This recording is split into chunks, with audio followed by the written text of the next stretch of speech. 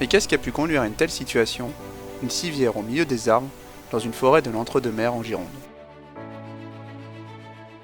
C'est donc samedi 17 juin que les sauveteurs du Spéléo Secours de Gironde se sont retrouvés, épaulés par les secouristes du Grimpe, pour effectuer un exercice grandeur nature.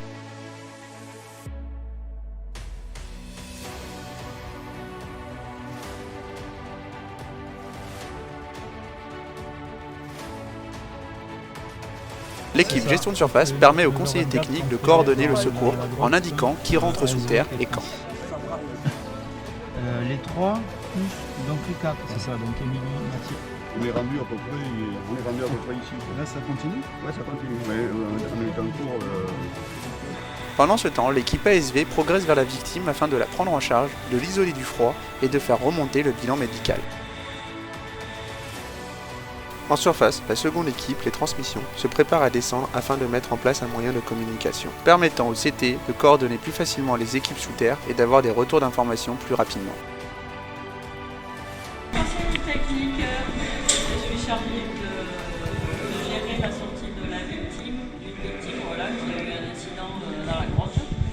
Et donc il faut gérer toutes les équipes pour que la victime puisse sortir dans le bon état et le plus rapidement possible. Donc nous avions prévu que la personne, en explorant la cavité, tombe sur une anguille qui lui fasse peur et en repartant, en se retournant, elle se blesse au genou et moins possibilité de rentrer par ses propres moyens.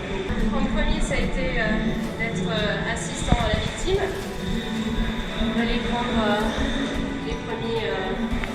le premier bilan, puis ensuite de mettre au chaud. Et après, de porter les sacs, de remballer le point chaud et de porter les sacs derrière l'équipe d'évacuation. En quoi consiste une équipe ASV? Quel est son rôle? Déjà, c'est d'aller au contact de la victime en tout premier pour la rassurer, montrer qu'elle n'est pas toute seule et qu'on va s'occuper d'elle et puis faire le bilan de santé pour savoir ce qui s'est passé et puis on va ensuite la prendre en charge du mieux que l'on peut. Et surtout la mettre au sec dans la mesure du possible, la mettre au chaud jusqu'à ce que l'équipe d'évacuation puisse arriver pour l'évacuer et la sortir donc, de la grotte. Que fais-tu lors de cet exercice? Donc, moi je m'occupe des transmissions. Donc à quoi consistent les transmissions? À pouvoir déployer la ligne téléphonique et ou le téléphone par le sol, de manière à pouvoir remonter les informations des différentes personnes sous terre et plus principalement l'état de la victime, le positionnement, s'il y a besoin de faire de la désobstruction, etc., etc. On a engagé 10 équipes au total. L'équipe ASV qui est partie au contact de la victime pour la mettre au chaud et la rassurer en attendant l'équipe d'évacuation. Nous avons eu 3 équipes de transmission, 2 sous terre, donc une qui devait poser le TPS au plus près de la victime, ensuite une équipe avec le téléphone filaire et une équipe TPS en surface.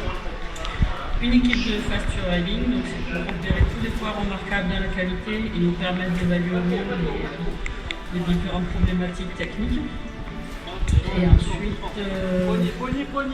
le reste c'était 2 équipes ateliers, une équipe atelier en surface pour équiper l'entrée, une équipe sous terre pour équiper au long de certains points, et ensuite 3 équipes distinctes pour le brancardage, donc une qui portait la civière, une première équipe d'évacuation qui est partie au contact de la victime et les derniers qui sont partis rejoindre pour aider à sortir la civière.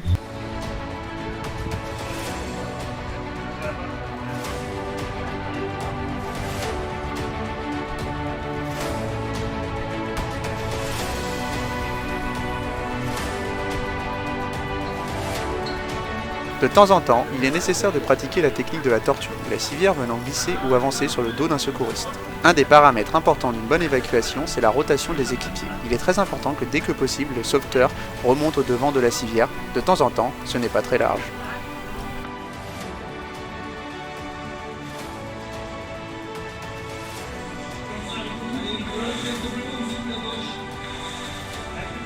Après environ 3 heures de brancardage pour 950 mètres de progression avec environ 10 sauveteurs, la victime est évacuée de dessous terre.